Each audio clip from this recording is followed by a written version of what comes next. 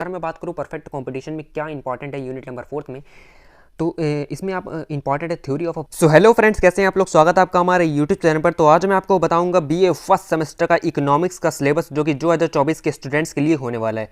तो जिन स्टूडेंट्स का BA first semester 2024 में है और उनके पास इकोनॉमिक्स एज ए मेजर और माइनर सब्जेक्ट के रूप में है, तो उनका सिलेबस यही होने वाला है। तो वीडियो में एंड तक बने रहिएगा। तो साथ में मैं आपको ये भी बता दूं कि अगर आप कोई भी यूपी की यूनिवर्सिटी में हैं और आप इस वीडियो को देख रहे हैं तो ये सिलेबस आप ही के लिए है। तो वीडियो में एंड तक बने रहिएगा ताकि आपको जो इकोनॉमिक्स का सिलेबस है वो अच्छे से समझ आ जाए और आपको आगे बढ़ने में कोई भी परेशानी ना हो। तो चलिए वीडियो को स्टार्ट करते हैं बिना किसी देरी के।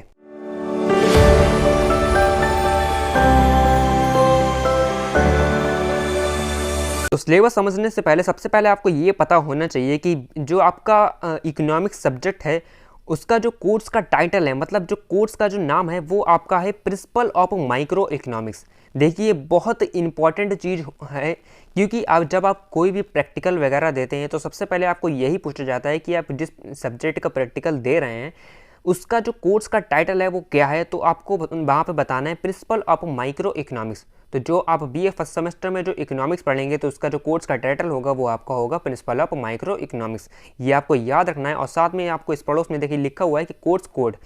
सेकंड बात आपको ये याद रखनी है कि कोर्स कोड क्या है किसी भी सब्जेक्ट का। तो इसका जो इकोनॉमिक्स का कोर्स कोड है वो आपका A080101T। ठीक है, तो आपको कोर्स कोड को याद करने की तो देखिए कोई ज़रूरत नहीं, सिर्फ आपको याद करना है कोर्स टाइटल आपका क्या है। तो चलिए देखते हैं इकोनॉमिक्स का सिलेबस क्या होने वाला है बीए फर्स्ट सेमेस्टर का। देखिए जितने भी कोई भी आपका सब्जेक्ट होता है टोटल आपकी यूनिट होती हैं 8। तो इकोनॉमिक्स में भी आपकी टोटल यूनिट है 8।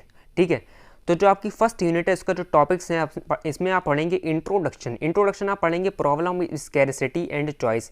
इसमें आप स्कैरसिटी और एंड चॉइस की जो प्रॉब्लम्स है वो पढ़ेंगे, स्कैरसिटी पढ़ेंगे। देखिए बहुत ही इंटरेस्टिंग सिलेबस है इकोनॉमिक्स का। जब आप इसे पढ़ेंगे ना तो आपको बहुत अच्छे से समझ में आएगा। चॉइस एंड अपॉर्चुनिटी पढ़ेंगे इसमें, और प्रोडक्शन पॉसिबिलिटी फ्रंटियर पढ़ेंगे। आगे आप पढ़ेंगे इकोनॉमिक्स सिस्टम पढ़ेंगे एंड डिमांड एंड सप्लाई पढ़ेंगे। डिमांड क्या होती है, कैसे कैसे डिमांड बढ़ती है तो सप्लाई घटती है, सिर्फ सब इसमें आप पढ़ेंगे।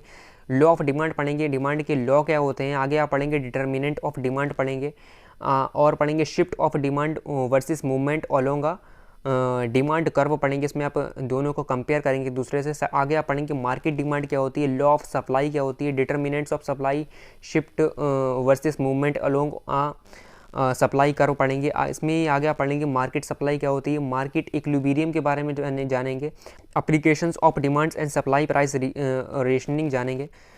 और आगे आप इसमें पढ़ेंगे प्राइस फ्लोर्स क्या होता है, और कंज्यूमर सरप्लस एक मोस्ट इंपॉर्टेंट टॉपिक होता है जो कि इकोनॉमिक्स का, वो आप जानेंगे जो हमेशा क्या एग्ज़ाम में आपके पूछा जाता है। कंज्यूमर सरप्लस से कोई ना कोई ये क्वेश्चन आपको बनता है, आप इसमें पढ़ेंगे। और पढ़ेंगे जो प्रोड्यूसर सरप्लस क्या होता है। और इसी का जो एक इम्पॉर्टेंट टॉपिक इसमें आता है वो है आपका इलास्टिसिटी क्या होती है, प्राइस इलास्टिसिटी ऑफ डिमांड क्या होता है वो आप इसमें पढ़ेंगे। कैलकुलेटिंग इलास्टिसिटी को कैसे कैलकुलेट करा जाता है वो आप इसमें पढ़ेंगे। और डिटर्मिनेंट्स ऑफ प्राइस इलास्टिसिटी पढ़ेंगे एंड अदर इलास्टिसिटीज़ जो भी होती हैं वो आप पढ़ेंगे। ठीक है, तो अभी आपको लग रहा होगा कि ये मतलब एक यूनिट है और इतनी ज़्यादा चीज़ें इसमें आ गई हैं, कैसे सिलेबस बहुत बड़ा आपको लग रहा है। लेकिन जब आप इसे पढ़ेंगे तो आपको खुद समझ में आ जाएगा कि इसमें कौन कौन सी चीज़ें कितनी इंपॉर्टेंट है। जैसे कि इलास्टिसिटी में मोस्ट इंपॉर्टेंट टॉपिक जो आपको हर बार एग्जाम के लिए पढ़ के जाना है। और सेकंड है आपका डिमांड एंड सप्लाई है, और लॉ ऑफ डिमांड है। ये जो इंपॉर्टेंट चीज़ें हैं वो आपको एग्जाम के लिए पढ़ के जानी है। तो अब बात करते हैं आपकी यूनिट नंबर सेकंड की। यूनिट नंबर सेकंड में आप पढ़ेंगे कंज्यूमर्स थ्योरी क्या होती है, उसमें आप पढ़ेंगे बजट कॉन्स्टेंट क्या होता है, concept of utility, diminishing marginal utility most important topic है जो कि यूनिट नंबर सेकंड का। इसमें आप आगे पढ़ेंगे डायमंड वाटर पैराडॉक्स क्या होता है, इनकम एंड सब्स्टिट्यूशनल इफेक्ट है इसमें पढ़ेंगे। आगे पढ़ेंगे कंज्यूमर चॉइस क्या होती है, इनडिफरेंस कर पढ़ेंगे, ये भी इसमें मोस्ट इंपॉर्टेंट है। आगे पढ़ेंगे derivation of demand curve from indifference curve and budget constant. देखिए जो इसमें लास्ट में, इसमें अगर मैं आपको इंपॉर्टेंट भी बता दूँ, देखिए सिलेबस के साथ मैं आपको इसमें इंपॉर्टेंट भी बता दे रहा हूँ। इंपॉर्टेंट इसमें क्या है, अगर मैं बात करूँ इंपॉर्टेंट की, तो इसमें जो आपको इंपॉर्टेंट है वो आपका सबसे ज़्यादा वो है आपका डिमिनिशिंग मार्जिनल यूटिलिटी, बहुत इंपॉर्टेंट है। कंज्यूमर थ्योरी इसमें इंपॉर्टेंट है। और लास्ट में जो आपकी derivation of demand curve from indifference curve and budget constant है, ये आपकी मोस्ट इंपॉर्टेंट है। ठीक है, तो ये आपको इसमें यूनिट नंबर सेकंड में पढ़ के जानी है। यूनिट नंबर थर्ड की बात करते हैं, इसमें आपका है production and cost. Production and cost के बारे में पढ़ेंगे। पहला आपको इसमें पढ़ेंगे प्रोडक्शन में क्या क्या पढ़ेंगे। प्रोडक्शन आपका अलग टॉपिक है, कोस्ट आपका अलग टॉपिक है। तो प्रोडक्शन में जो टॉपिक्स आपके दिए हैं वो हैं आपके बिहेवियर ऑफ प्रॉफिट और मैक्सिमाइजिंग फिल्म्स पढ़ेंगे।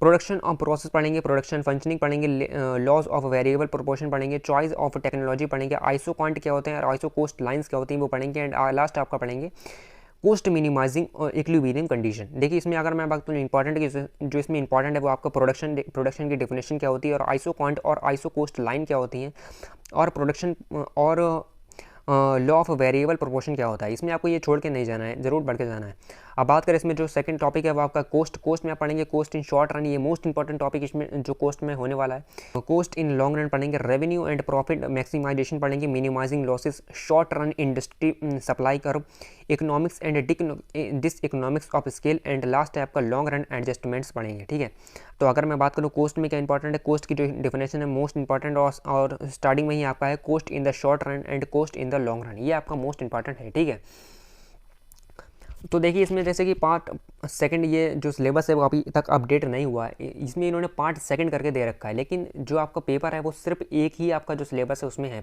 उसमें कोई पार्ट अलग से आपका नहीं दे रखा है। तो अब बात करते हैं आपकी यूनिट नंबर 4 की। देखिए यूनिट नंबर 4 में आप पढ़ेंगे मार्केट स्ट्रक्चर्स क्या होते हैं। इसमें आप पढ़ेंगे परफेक्ट कंपटीशन में आप पढ़ेंगे अजम्पशन थ्योरी पढ़ेंगे, थ्योरी ऑफ अ फिल्म पढ़ेंगे, अंडर परफेक्ट कंपटीशन। देखिए मोस्ट इंपॉर्टेंट, इसे आप 100% लगा लीजिए, theory of a film under competition एक मोस्ट इंपॉर्टेंट टॉपिक होता है यूनिट नंबर 4 का। ठीक है, साथ में देखिए मैं आपको सिलेबस भी बता रहा हूँ और साथ में इंपॉर्टेंट भी बताते चल रहा हूँ, ताकि आपको सिलेबस आसानी से समझ में आ जाए और आपको पता लगे कि कौन कौन से इंपॉर्टेंट टॉपिक्स हैं जिसमें आपको ज़्यादा ध्यान देना है। तो ठीक है, तो अभी भी आपने अगर हमारे चैनल को सब्सक्राइब नहीं करा है तो सब्सक्राइब कर दीजिए, ताकि आपको आगे चल के जो इंटरेस्टिंग टॉपिक्स पर वीडियो आने वाली है वो आसानी से मिल जाए। तो आगे हम बात करते हैं डिमांड एंड रेवेन्यू पढ़ेंगे, और इसमें पढ़ेंगे equilibrium in the firm in the long run and short run. ठीक है, इसी में आगे पढ़ेंगे long run industry supply curve increasing decreasing and constant cost industries पढ़ेंगे। वेलफेयर में एक अलग टॉपिक है, वेलफेयर में आप पढ़ेंगे allocative efficiency under perfect competition. अगर मैं बात करूँ परफेक्ट कंपटीशन में क्या इंपॉर्टेंट है यूनिट नंबर 4 में, तो इसमें आप इंपॉर्टेंट है theory of a film under perfect competition, most important, her bar question पूछा जाता है इससे। ठीक है, हमेशा आता है। और सेकंड जो आपको इसमें इंपॉर्टेंट देखिए यूनिट नंबर 4 तो मोस्ट इंपॉर्टेंट है, इसमें आपको कुछ ही टॉपिक छोड़ के जाना है, वरना सारा याद करके जाना है, क्योंकि इससे हमेशा क्वेश्चन आपको बनता ही बनता है। तो अगर मैं बात करूँ इंपॉर्टेंट की, तो पहले मैंने बात को बताया theory of a film under perfect competition, और सेकंड मैं आपको इसमें बता रहा हूँ कि equilibrium of the film in the short run and long run. ठीक है, ये दो टॉपिक इसमें मोस्ट इंपॉर्टेंट है, हम इसमें छोड़ के मत जाइएगा, तो इसे आप ज़रूर पढ़ के जाइएगा। अगर मैं बात करूँ यूनिट नंबर 5 की, तो यूनिट नंबर 5 में आप पढ़ेंगे इम्परफेक्ट कंपटीशन। अगर आपने ऊपर पढ़े, देखिए ऊपर आप पढ़ रहे थे परफेक्ट कंपटीशन और नीचे आप पढ़ेंगे इम्परफेक्ट कंपटीशन।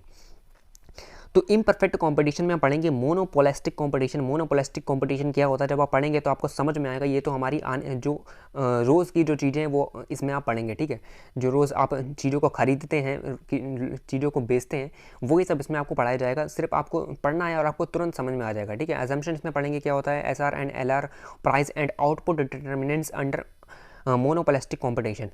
इसी में आगे पढ़ेंगे इकोनॉमिक्स एफिशिएंसी क्या होती है and resource allocations, oligopoly assumption पढ़ेंगे, ओलिगोपोली मॉडल्स, गेम थ्योरी और contestable market and role of government. अगर मैं बात करूँ इसमें इंपॉर्टेंट टॉपिक्स की, तो मोनोपोलिस्टिक की जो डेफिनेशन है, मोनोपोलिस्टिक कंपटीशन, देखिए जितने भी मैं जो कंपटीशन जो टॉपिक्स के अंदर टॉपिक्स छुपे हैं, इसकी जो डेफिनेशन है वो मोस्ट इंपॉर्टेंट होती है। जैसे कि मोनोपोलिस्टिक कंपटीशन है, इसके अंदर ये टॉपिक है, तो जो मोनोपोलिस्टिक कंपटीशन है वो उसकी जो डेफिनेशन है वो सबसे ज़्यादा इंपॉर्टेंट होती है। ठीक है, अगर मैं बात करूँ इसमें जो इंपॉर्टेंट है वो आपका है ओलिगोपोली आपको पढ़ के जानी है, और साथ में जो आपका स्टार्टिंग में दे रखा है कि output determinants under monopolistic competition, ये आपको इसमें पढ़ के जाना है। ठीक है, तो बढ़ते हैं आपकी नेक्स्ट यूनिट की ओर, यूनिट नंबर 6। यूनिट नंबर 6 में आप पढ़ेंगे, इसका नाम है theory of a monopoly film. इसमें आप पढ़ेंगे concept of imperfect competition, long run and short run price output decisions of a monopoly film, और कंसेप्ट ऑफ सप्लाई पढ़ेंगे, कर्व अंडर मोनोपोली पढ़ेंगे, एंड कंपैरिजन पढ़ेंगे परफेक्ट कंपटीशन एंड मोनोपोली का, social cost of monopoly and price discrimination इसमें पढ़ेंगे,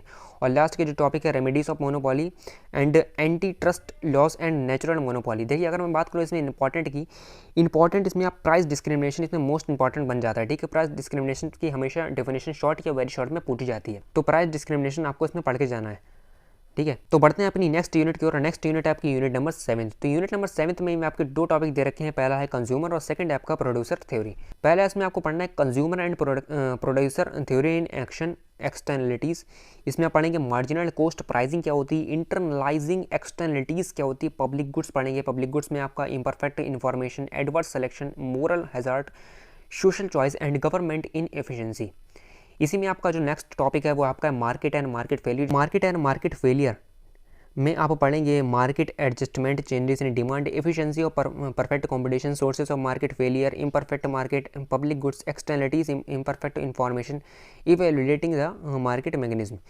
तो market and market failures में इसमें जो इंपॉर्टेंट टॉपिक्स आपका हो जाता है वो है आपका मार्केट की और मार्केट फेलियर की जो डिफिनेशन है वो क्या है, और इसी में आप इम्परफेक्ट इन्फॉर्मेशन क्या होती है वो इसमें इंपॉर्टेंट है, और एफिशिएंसी और परफेक्ट कॉम्पिटिशन इसमें मोस्ट इंपॉर्टेंट है। ठीक है, तो मार्केट एंड मार्केट फेलियर में आपको पढ़ने में मज़ा आएगा, क्योंकि इसमें आपको डेली लाइफ में जो मार्केट की चीज़ें होती हैं वो आपको देखने को मिलेंगी, कैसे मार्केट का अप एंड डाउन सीरीज होती है।